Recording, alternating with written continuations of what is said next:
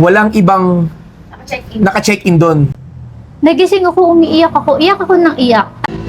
Meron lang kaming i-share sa inyo na kwento na nangyari sa amin dito sa Baguio noong last 2023. Kasi dapat dati pa namin ito kikwento sa inyo, pero sabi ni Sarah, wag na.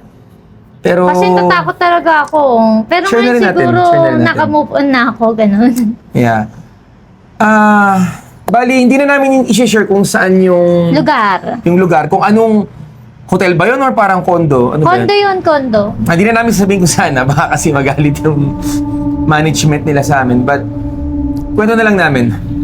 Pero dun talaga sa kasi never naman ako nakaramdam ng parang yung takot sa bahay, yung parang pinig ko. Pero dun sa tinuluyan namin na Airbnb, iba talaga yung vibes ko nung time na yun. Yung tipong parang kahit nakahiga ako, yung feeling ko yung parang parang may nakatayo sa uluhan ko, ganon. Tapos, Parang may nakatingin sa'yo, yun ang sinasabi mo di ba? Parang gano'n. Tapos yung sa bintana, feeling ko parang may tatalon. Ganun yung naano ko, yung parang nababibes ko na never akong parang naka-experience talaga nun. Pero doon nangyari sa akin. Tapos yung time na... Sandra, we're doing vlog, please. Tapos guys, yung time na natutulog ako, nagising ako, umiiyak ako. Iyak ako ng iyak. As in, iyak ako ng iyak. Tapos si Carlo kasi natutulog dun sa salas. Tapos sinawag ko si Carlo, tapos sabi niya, ano, ba't ka umiiyak? Sabi ko, hindi ko alam ba't ako umiiyak. Basta iyak lang ako ng iyak. Ano yun, madaling araw yun. Tapos, hindi ka pa masyado nagkikwento sa akin doon sa mga nangyayari. Tapos, bigla na lang akong nagising kasi naiyak nga to, tinatawag niya ako. Paglapit ko sa kanya, niyakap niya ako, sabi ko, bakit ka naiyak? Tapos, hindi ko alam. Tapos, kinuwento mo na sa akin yung yung parang feeling ko may nakatingin sa akin. Parang feeling ko may tao doon kinikilabutan. Parang feeling ko may tao dito sa nandiyan nakatitig lang sa akin. Kinikilabutan ako. Hindi ako nagkikwento din that time Then pinakalma ko si Sarah, lahat kami nagising, lahat kami. Then pagkagising namin lahat, doon na naglabasan yung kanya-kanyang kwento namin. Oo. Siguro kasi kami parang hindi kami nag-share kasi para walang matakot. Alam mo yun, para yung isa hindi matakot, para ikaw hindi mo na lang kinikwento, para hindi na lang matakot yung mga bata, ako or sila Alex. Pero nung mga oras na yun, talagang iba talaga yung pakiramdam ko nun Tapos nung kumalma na si Sarah, nagkwento na ako. Kasi doon ako natutulog sa salas kasi sila si Sandro, si Sarah, saka si Cassie doon sila sa kama. Medyo masikip na, nahuhulog ako sa kama, medyo mataas. Napo ko na, naalala ko na naman. So nag-decide ako na doon na lang ako sa salas matulog. Nung araw na yun, nung gabi na yun, nag-inom kami nila Alex ng konti, nagkwentuhan kami about doon sa bahay na ipapagawa nun Tapos, pagtulog ko nun, paghiga ako, siguro after mga 30 minutes, nagbukas yung TV mag-isa. Doon ako natakot talaga nung pagbukas ng TV, hinanap ko agad yung remote. Akala ko, naupuan ko lang yung remote o nadali na pa ako. Nakita ko yung remote nandun sa kabilang upuan. Sinilip ko sila kung tinatakot lang or what. Pero nakasarado lahat yung pinto kasi maririnig ko yun kung may lalabas dun walang tulog lahat sila. Tapos hindi ko yung kinikwento. Then, sila Alex, sila Nene, sila Drew. Si Drew at saka si Nene, pareha sila ng kwentuhan. Pareha sila nararamdaman. Biglang, pag medyo mga around 1, may naamoy silang mabaho. Tapos parang biglang may dadaan na hangin na malamig kinikilabutan ako sa may doon sa kwarto nila. Kasi double deck sila Mararamdaman nila, pareha sila ng kwento, kinikilabutan talaga. Pareha sila ng kwento. Hindi, again, sasabihin ko, hindi nila to kinikwento sa amin kasi ayaw nilang manakot. Doon lang naglabasan nung nagkwento na si Sarah. Actually, 3 days kami nun sa Baguio. Hindi ako naligo. Naligo. Actually, bukod doon, si Alex meron din siyang kwento. Kaso, hindi na magkikwento yun dahil natatakot yun Tapos, meron pang doon yung one time, hindi namin mabuksan yung pintuan natin. Di ba magkakasama kami lahat? Yun. Nasa labas kami kasi papasok kami sa pinto. Sa bahay, yung parang sa room. Binubuksan namin. Ayaw mabuksan yung pinto. Tapos mamaya may biglang lumapit sa amin. Biglang nagulat kami, biglang hindi naman kami nahingi ng tulong nun. Biglang may tao na lumapit sa amin. Nagulat kami, nandiyan na yung dalawa. Magkasawa sila. Tapos eto yung sabi nila, hindi niyo ba mabuksan? May tunog yan. Pakikinggan nyo lang. Ganun ang sabi. Tapos diba gumanyan. Alam niyo yung susi, tapos yung parang yung doorknob, ginagano yung nakadikit talaga sa tenga. Ginagano. Yung... Kasi totoo sa church.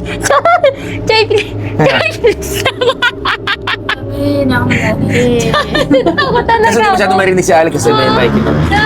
So, ayun, tutuloy ko na yung kwento, di ba? So, lumapit sa amin, ang sabi nga nila, sabi ng mag-asawa, hindi nyo ba mabuksan? Mayroon niyang tunog. Hihintay niyo tumunog at saka niyo bubuksan. Parang ang weird. Sabi ko, pero hindi kami nag-react. Siyempre, tutulungan na nga kami, di ba? Ang creepy doon, siya naalala mo? Ang creepy doon, Walang tao dun sa floor na yun. wala. Kami lang. Nalaman pati namin na kami lang talaga doon sa floor na yon. Walang ibang Check-in. naka-check-in doon. Kami lang, that time. Tinanong namin kasi medyo creepy nga yung mag-asawa, wala daw. So, alam niyo kung paano nila binuksan yung pinto. Nakaganyan silang pareha sa doorknob. Pinakinggan nila. Tapos, tok, narinig niyo yun? Bukas na yan. Tapos ganun nga niya, Nabukas. Oo, nilibutan. Tapos, ang kasi nun, wala naman kaming kasama doon sa floor na yun. Kami lang talaga. Then, meron pa, yun, lahat tayo nun, parang nakaramdam tayo na may nagparamdam sa atin, di ba? Yung isa pa, nung pauwi na kami, pasakay na kami ng elevator, nag-uunahan kami na sumakay. sumakay sa elevator Kasi parang uwi na kami nun eh. Nakapagkwentuhan lahat kasi ng mga nangyayari. Kaya Yeah. hindi kami natakot masyado ng mga una. Kasi Nung una, pangalawang araw. Parang nung namin napag-ipon-ipon lahat ng kwento, ganun pala nangyari sa ating lahat. Nakakatakutan na. So nag-uunahan na, di ba, sa elevator? No, talaga na Parang, ako. yeah. Ako nga kahit, hindi talaga ako naligo doon. Mula first day hanggang pauwi Ano ba namin. walang salamin miski isa. wala. Wala. Full body mirror. Magtataka ka. CR Tinilabutan. mirror. Yes. Wala. Miski Wala isa, siya. wala talaga. Hindi siya nilagyan. Yung CR nila, yung glass na maliit, wala siyang nakalagay. Di ba, doon pa lang inunap namin na pagtanto eh. Tapos eto pa, nung pauwi na kami, nag-uunahan na kami di sa elevator. Alam nyo guys, ito, Diyos ko po, pagtungtong ko ng paa ko, biglang tumunog yung cellphone ko. Saktong-sakto, paglapat ng paa kong ganyan, sa elevator, di ba anak? Ikaw yung nahuli. Biglang nag-alarm. Biglang nag-alarm yung cellphone ko. Hindi naman, sabi ko nga, bakit ako mag-a-alarm? Wala naman kami hinabol na oras. Nandito kami sa Pilipinas, wala kaming trabaho, ganyan. Nasa bakasyon kami. Nagtaka ako, nag-alert nang tumunog yung cellphone ko. Walang tumatawag, walang nagte-text. Ang tunog niya pa yung pantunog ng mahaba na alarm. Yun yung nakalagay. Weird pa nung time. Parang 9:42 AM, 9:52. Kung mag-alarm ka ba nang may extra ka pa. Di ba alarm natin ba? 10, 10:30, Oo. 9:30. Yun parang 9:42 or 9:52. Hindi kasi namin makalimutan Hindi. yung time. Kasi Tama ka. nagkakaroon tayo na tumunog lahat. Hindi kasi di ba, hindi ka mag-a-alarm ng let's say 9:33. Oo, Hindi ka mag 9:30. 9:30, 9:40, ganyan, Kaya ma-sure 9:35. talaga na hindi ka talaga Hindi ako nag-alarm nun. Kasi nag-alarm ka ba 9:40? May putal. May Oo. putal siya. Kaya ako nasabing alarm kasi yung tunog nung sa cellphone is pang alarm. Talagang alam mo yung pagtunog noon, nag-ano kami sa loob. Ano ba Gusto yun? namin talaga umalis na. Sabi nga namin, pag may nakalimutan tayo sa loob, sa kwarto, sa unit, lahat tayo pupunta tayo doon. Meron pang ito, last na kwento ko. Medyo nakakatawa to, nakakatakot. Doon sa CR kasi, guys, yung pang third day na bago kami umalis, Kasi paalis na. yung paalis na, Kasi talaga. tumai ako. Ito, pagtahi ko, guys, hindi to joke totoong nangyari to, medyo nakakatawa lang.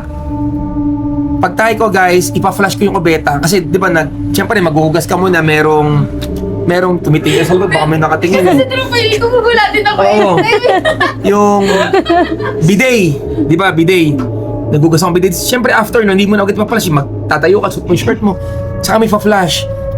Guys, pagkatapos ko mag-bidet, nag-short ako, ipa-flash ko na, wala nang laman yung bowl.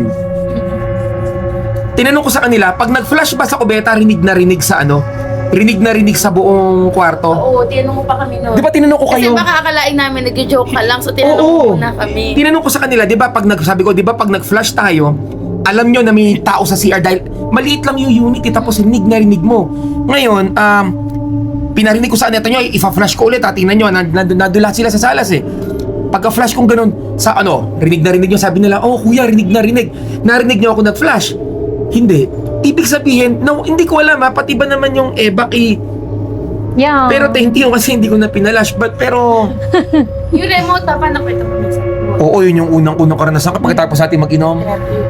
Nagbukas yung TV. Oo. Tapos baka parang ikaw yung inaano niya. Pero wala namang ginawa Oo mo naman kasi sabihin. inaano. Kaya kagabi, Kasi yun nangyari lang. Parang pili ko ngayon, di na naman ako makakaligo. Pero ngayon dito, wala. Natatawa ako kagabi, kwento ko na din. Kagabi guys, hindi naliligo ako. Tapos, wala normal kasi dito wala naman kami naramdaman pagpasok namin. Wala kahit may mga mirror, May wala vibes. kahit wala namang walang Kasi vibes na bago parang to. nakakatakot. Oo. Parang nakakatakot, naliligo ako kagabi, tapos nagbo-blower na ako ng buhok. Natakot ako kasi may itim sa likod ko, yung pala shadow ko lang. Nag-overthink lang ako. Natakot ako kagabi, pero wala na pala, nag-overthink Pati to, bago yung... Bago unit. Bago tong, ito yung pinili building. ko talaga yung lugar na yun. Parang kasi di ba minsan may mga kama na yung parang old style na parang nakakatakot, yung mga upuan na So naganap ako ng bago. Tapos ito, bago-bago itong nakuha namin. Tinanong nga kita kung gusto mo doon ulit. Gino ko, pero ayoko na doon. Oo. Kagabi, Parang hindi ko na kaya. nung natulog tayo kagabi, binuksan ko ilaw, di ba pinapatay mo pang ata sa... Hindi ako makatulog kasi gawa nga nangyari nung dati. Nung sa kabilang building Oo, yun. natakotin dito. Kita hindi ako natatakot ngayon. Si Erla ako. Ano guys, yun lang yung isi-share namin sa inyo kasi nandito na rin lang kami. And, sabi ko kay Sarah, kwento natin yung nangyari And dati. for sure, yung mga nagbabagyo dyan, marami Meron rin yan. kayong karanasan ng mga ganon. I-comment nyo yung mga naranasan nyo dati dito sa Baguio, kung saan mang lugar dito. I-comment nyo dyan, ikwento nyo na ng mabilisan dyan sa comment section yung mga karanasan nyo. And yun lang guys. Yun lang, guys. Thank you so much Salamat. po. Bye-bye.